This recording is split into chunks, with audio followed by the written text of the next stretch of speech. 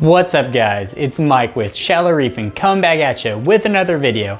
And today I finally got my ICP testing results back. So if you've been following me on my Instagram channel, Shallow Reefing, you saw that I kind of posted that I had sent off a ICP test with Triton.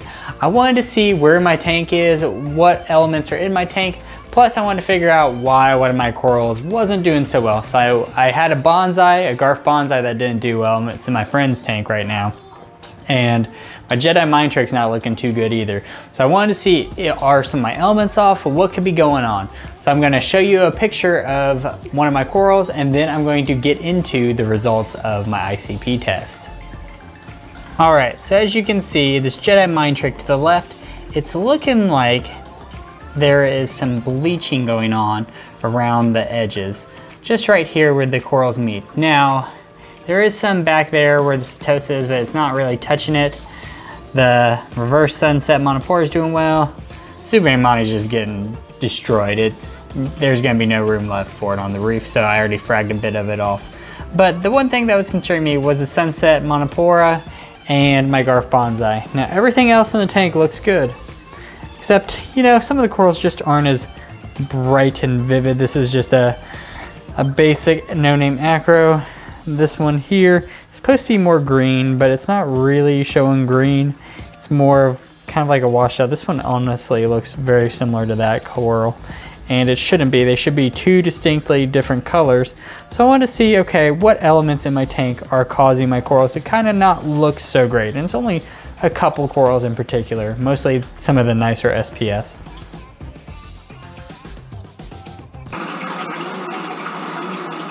Alright guys, so let's get started. Before I go over my Triton ICP testing results, I want to kind of give you an idea of what I'm dosing. So I'm dosing BRS 2-part, so that's the calcium and alkalinity, which is just straight calcium and alkalinity, so there's no trace elements.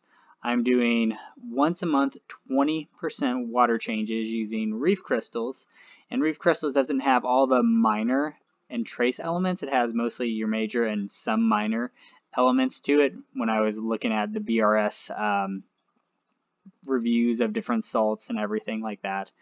And I'm dosing about 25 milliliters of Seachem fuel, well, Seachem Aqua Vitro fuel, that's like Seachem's boutique line, and I'm dosing that twice a week. So not too crazy, so pretty basic for everything. And I wanted to make sure that the tank was getting everything it needed with what I was doing with those water changers, with the supplements of the major elements, and then Seachem for everything else. So let's look in and see what my results are. So this is for my 80-gallon Shallow Reef, which holds about 100 gallons with the sump and the 10-gallon frag tank plumbed in. As far as any of the unwanted heavy metals, you can kind of see nothing too crazy. A little bit in the aluminum, so I need about 2, whatever UG stands for, and I have 35. Still, the warning lamp over here looks pretty good, still in the green. Again, I do have some marine pure spheres in there, and I do know when I was listening to one of the Brightwell guys talk, he was saying that marine pure, he didn't name them by name, but pretty much said it without saying it, that marine pure used the old Brightwell recipe, I would say, for those marine pure spheres and for the bricks, and they have been known to leach a little bit of aluminum, but I mean, it's kind of minor, so I'm not really worried about it. So everything on the heavy metals looks great. I mean, they're undetectable except for aluminum. Now moving on to your macro elements. So my macro elements, you have the sodium in there, so pretty much the salt content, and then you have the calcium. So the interesting thing about the calcium, they're recommending 440. They say it's a little bit low.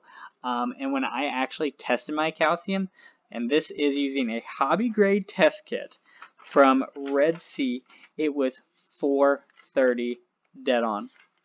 That's within 3 parts per million. That is ridiculous accuracy. I mean, granted, I could have got lucky in how I measured it, but 430 in an ICP test was, you know, 433. I'm pretty happy. And then magnesium, you can kind of see magnesium here. Magnesium says I'm at 1391. I tested my magnesium and it was at 1380. I mean, that's pretty dang good. I'm pretty happy with that. I don't have potassium testing, but my potassium level is dead on. Bromide, pretty dang good with bromide. Boron, very good. Strontium. Now, strontium I am low on, and I will kind of show you why I might be low on strontium in a little bit. Sulfur, you know, maybe a little high. So I'll show you why I could be high and low on these two areas. Now the lithium group, lithium, it's a little bit high. So not sure where the lithium's coming from, but I might have an idea. Nickel within acceptable ranges, and molybdenum is a little bit high. So my other group, we got vanadium, undetectable in my tank, it's good. Zinc, it's good in my tank. Manganese, low, very low, undetectable. And iodine is within a good range. Now my iron group is where I'm kind of like, okay, what could be going on? I kind of have an idea. Chromium, I'm undetectable, which is where you want to be. My cobalt level is really high, like off the charts high. Very weird how it's that high. Iron, pretty good, you know, undetectable. And we have my barium, which is good, and my beryllium, which is good. Barium is a little bit low, I guess. I mean, I guess they wanted a little bit higher, but who cares? Silicone, that is a little bit higher, but in a pretty good range. Not really worried about that. And my phosphorus and my phosphate. Now my phosphate is 0.048. And when I tested my phosphate using the hobby grade test kit, keep in mind, hobby grade test kit, 0.12 from the Hannah. So Hannah's showing it's a little bit higher, but I mean, this is still a good range here. Okay. Now, when you look at all this stuff, one of the things I really like is they have a help icon and what actions I need to take. So, we've detected elements in your water that can be harmful to your tank. More information about each of these elements is listed below. They're saying for me to do a 15% water change using Tropic Marin Pro Salt or Red Sea Blue Bucket. My lithium levels are too high. My molybdenum levels are too high. My cobalt levels are dangerously, did I say dangerously too high. So, there could be a trace element overdose, contamination, metals near or in the aquarium, rusty clamps or screws, and contaminated salts. Phosphate is a little bit elevated. So, that's pretty much it. Molybdenum. Whatever. Alright, so, here's where I think some of my troubles could lie. Now I am dosing Aqua Vitro fuel. So this is from Seachem, and I have the liter bottle because, you know, I love pouring that stuff in there. Now, during the guaranteed analysis of this, you get boron, iodine, iron, copper, zinc, manganese, bromide, cobalt, molybdenum, vanadium, nickel, tin, and rubidium.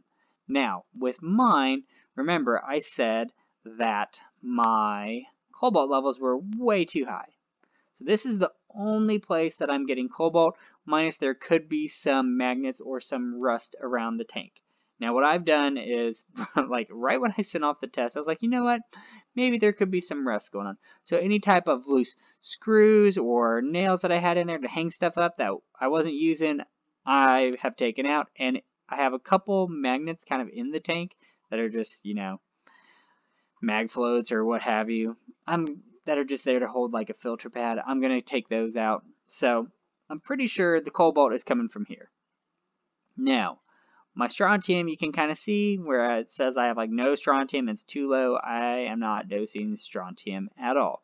So I kind of need to go back and probably buy some strontium supplements and put in. What else did it say? Lithium levels are too high. No lithium is in here. So where could the lithium be? Well, trace element overdose, probably not that. Artificial rock or reef ceramics. You know, that could be. I am using the Brightwell brick. So, not really thinking it's from the Brightwell brick, but it could be from those marine pure spheres. Could be. Not possibly sure, but it could be. Molybdenum levels are too high. Trace element overdose. Interesting. So, yes, I might be slightly overdosing my Seachem fuel. Might be slightly overdosing it. I should probably cut it back a bit. That's what I think. So, manganese. There's a lot of manganese in there. Where did it say my manganese level was? Sorry, going back to manganese. Magnesium. Molybdenum. Level's too high. Manganese is like super duper low. Interesting. Cobalt off the chart. I think that's about it. So, in order to change up things, it says I'm liking calcium, I'm not liking calcium. Lack of boron, definite lack of strontium. So, what I think I'm going to do, and what this ICP test is good for, is kind of letting you know where your tank is and what you can do better. Definitely think I need to buy a strontium supplement. I think I need to cut back on my Seachem fuel, even though I really like Seachem fuel, because it's got like all these vitamins and like acids and everything. So I think I'll cut back on my dosage of Seachem fuel. I'll buy some strontium, and I'm really probably not going to mess with anything else. I was thinking about using Replenish from Brightwell for trace elements, but I don't think I really need to do that, because I was really worried that I wasn't getting all my trace elements based off of my dosage with, you know, just the BRS2 part, because it doesn't have any trace elements, and my salt I didn't think really had very good trace elements in it. But I guess the Seachem like Aqua Vitro fuel is enough.